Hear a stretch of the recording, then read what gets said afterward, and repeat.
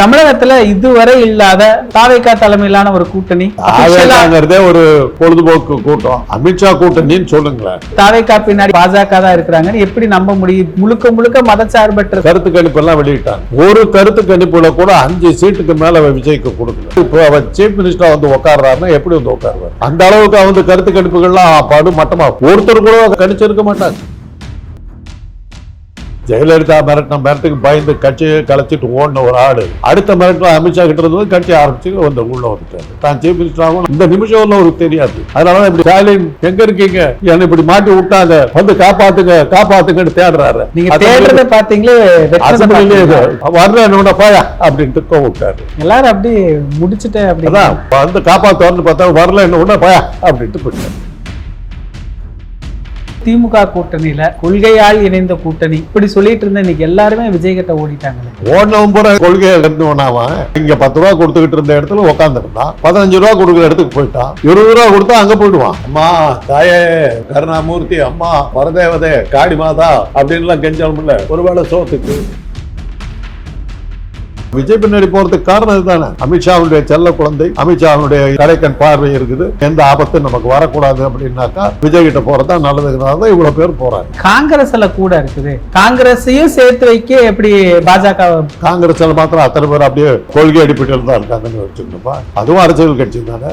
BJP கூட கூட்டணி சேர்ந்தாலும் சேரணும். யாரு? காங்கிரஸ் பிஜேபி சேர்ந்தாங்க. இடதுசாரிகள் எப்போதும் இல்லாத அளவுக்கு விஜய்க்கு இந்த அளவுக்கு ஆதரவா பேசுறாங்களே, இது எப்படி புரிஞ்சுக்கிறது? எல்லாமே வயிற்றுக்கு தாங்க இடதுசாரிகளுமா? ஆமா, கம்யூனிஸ்ட் தெய்வலோக பிறவிகள் மாதிரி பேசுறேன். எல்லாத்தோட சாயமும் வெளுத்து ஆட்கள் பூராமே அதுதான்.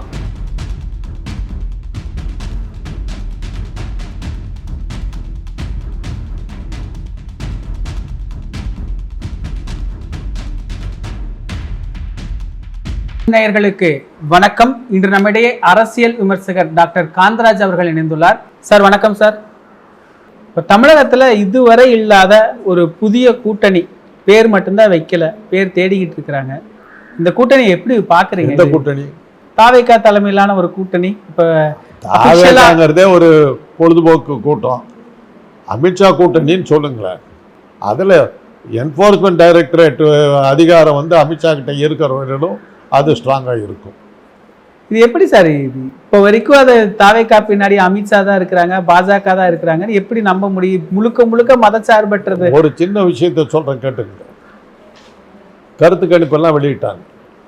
ஒரு கருத்து கணிப்புல கூட 5 சீட்டுக்கு மேல விஜய்க்கு கொடுக்கல. அப்படிப்பட்ட ஒரு ஆள் இப்போ அவர் சீஃப் மினிஸ்டரா வந்து உட்கார்றாருன்னா எப்படி வந்து உட்காருவார்? அந்த அளவுக்கு வந்து கருத்து கணிப்புகள்லாம் படு மட்டமா ஒருத்தர் கூட கணிச்சிருக்க மாட்டாங்க. அந்த அளவுக்கு அமோசமா இருந்தது. ஆக துல்லியமா தெரியுது. தேர்தல் ஆணையம் நேர்மையா நடக்கலன்னு ராகுல் காந்தி கிராஃப் எல்லாம் போட்டு காட்டினார். அமித்ஷா வந்து தமிழ்நாட்டில் திராவிட இயக்கங்கள் இருக்கக்கூடாதுன்னு முடிவெடுத்தார். விஜயகாந்தை பிடிச்சி பார்த்தாரு, ரஜினிகாந்தை பிடிச்சி பார்த்தாரு, யாரும் சரியா வரல. இந்த பையன் மாட்டினாரு, 150 கோடி வாங்கினாரு. என்னப்பா அப்படின்னாரு. ஜெயலலிதா மிரட்டுக்கு பயந்து கட்சியை கலைச்சிட்டு ஓடின ஒரு ஆடு அடுத்த மிரட்டில் அமித்ஷா கிட்ட இருந்து கட்சி ஆரம்பிச்சு வந்து உள்ளே வந்துட்டாரு. உள்ளே வந்த உடனே அவருக்கே தெரியாது தான் சீஃப் மினிஸ்டர் ஆகும்னு. அவருக்கே இந்த நிமிஷம் அவருக்கு தெரியாது. அதனால தான் இப்படி உட்காந்துட்டு ஸ்டாலின் எங்கே இருக்கீங்க, என்னை இப்படி மாட்டி விட்டாங்க, வந்து காப்பாத்துங்கன்னு தேடுறாரு. பாவமா இல்லை? நீங்க தேடுறத பார்த்தீங்களே, வரல என்னோட பாயா அப்படின்ட்டு விட்டாரு. எல்லாரும் அப்படி முடிச்சுட்டு அப்படிதான் வந்து காப்பாற்றுவார்னு பார்த்தா வரல என்ன ஒன்று பயா அப்படின்ட்டு போயிட்டார். சரிங்கண்ணா அப்படின்னு நாமளும் கேட்டுக்க வேண்டியதுதான். இந்த நிமிஷம் வரலும் தான் எப்படி சீஃப் மினிஸ்டர் ஆனவங்கிறது விஜய்க்கே தெரியாது. எதுக்காக ஆனவனும் தெரியாது, என்ன பண்ணணும்னு தெரியாது. அதான் திமுக கூட்டணியில கொள்கையால் இணைந்த கூட்டணி அப்படி சொல்லிட்டு இருந்த இன்னைக்கு எல்லாருமே விஜய் கிட்ட ஓடிட்டாங்களே. ஓடினவும் பூரா கொள்கை இருந்தவனாவன் 10 ரூபா இங்கே 10 ரூபா கொடுத்துக்கிட்டு இருந்த இடத்துல உட்காந்துருந்தான். 15 ரூபா கொடுக்குற இடத்துக்கு போயிட்டான். 20 ரூபா கொடுத்தா அங்கே போயிடுவாங்க. இப்போ பழனிசாமி கிட்ட இருந்தவங்கலாம் கொள்கை பிடிப்பிலையாக வந்தாங்க.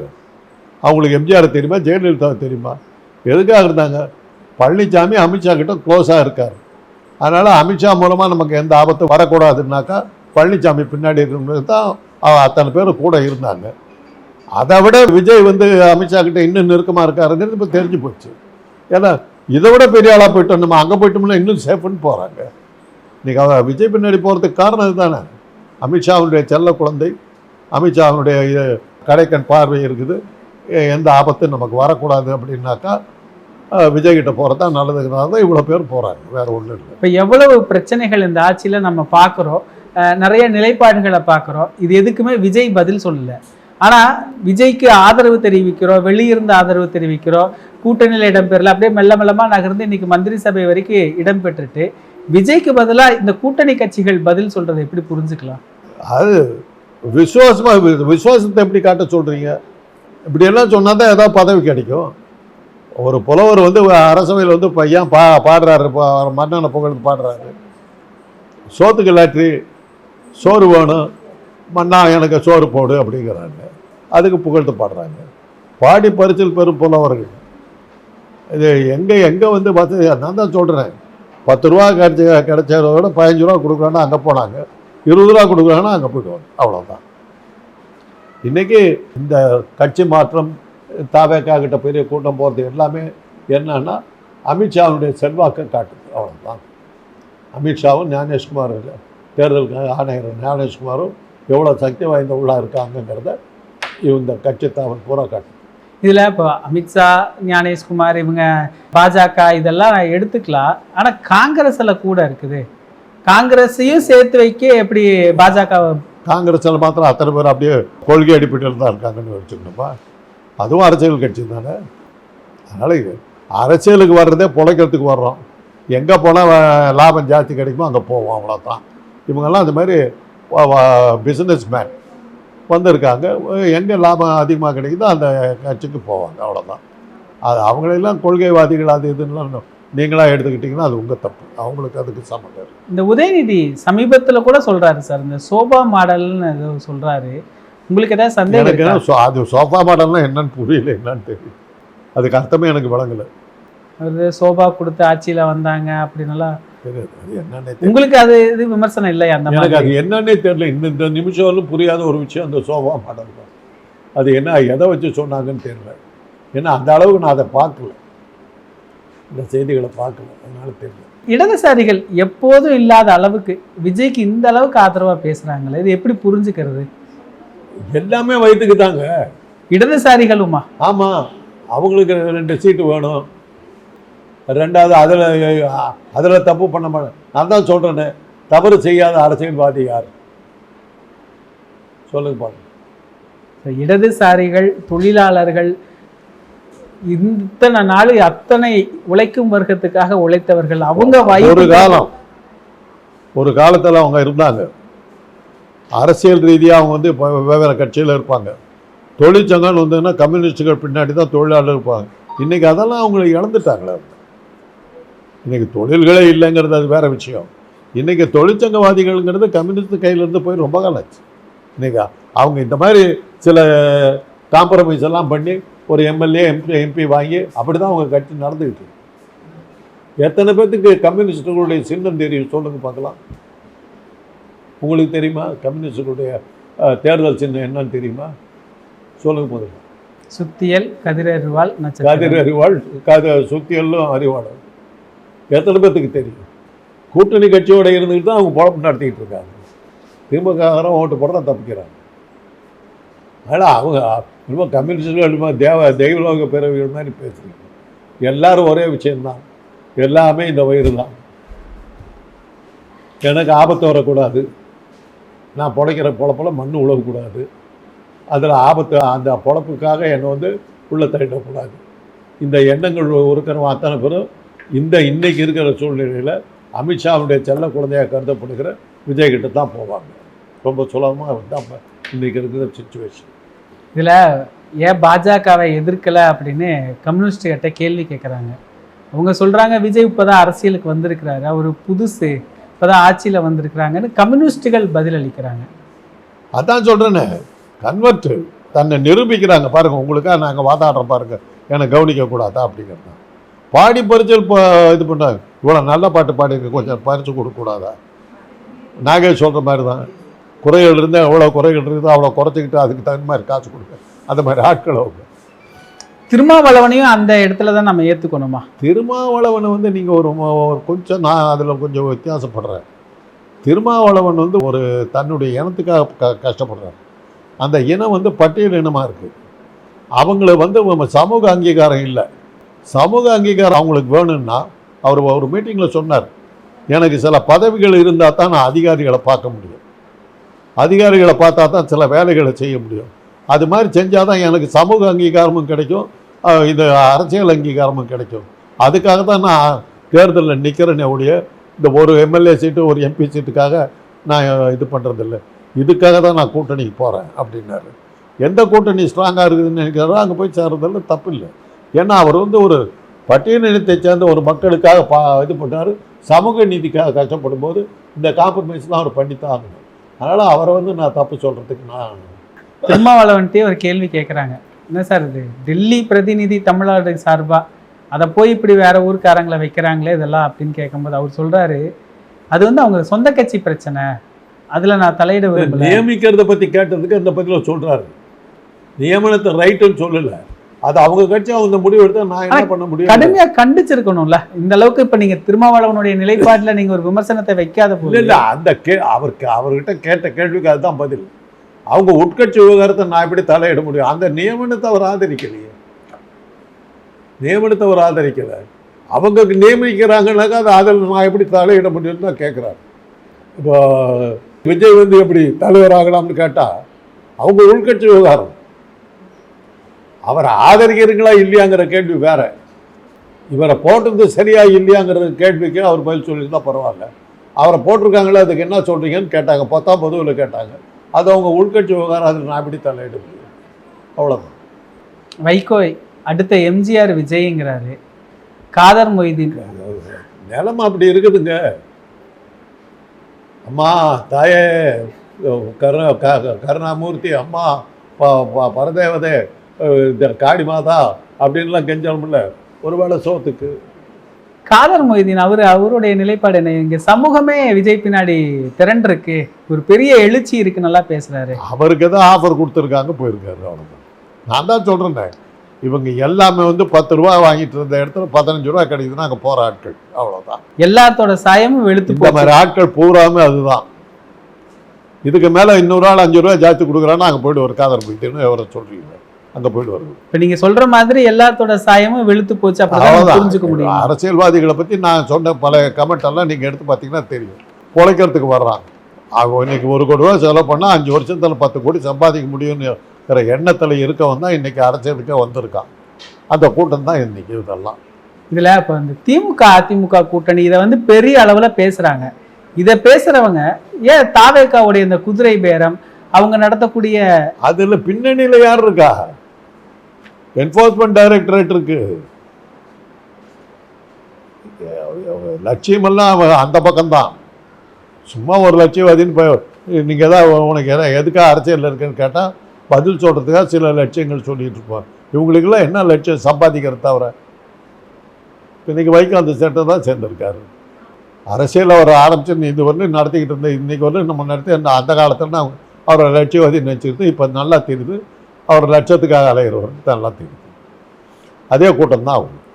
இதில் இந்த காங்கிரஸ் செஞ்ச துரோகம், இந்த மாணிக்கம் தாக்கூர் காங்கிரஸ் தலைவர், இதெல்லாம் எப்படி புரிஞ்சுக்கிறீங்க? அது ஏங்க ஏற்கனவே சொன்னேன், அவசர நிலை காலத்தில் வந்து திமுகவை வந்து இப்படி தான் சித்திரவதை பண்ணாங்கன்னு கிடையாது.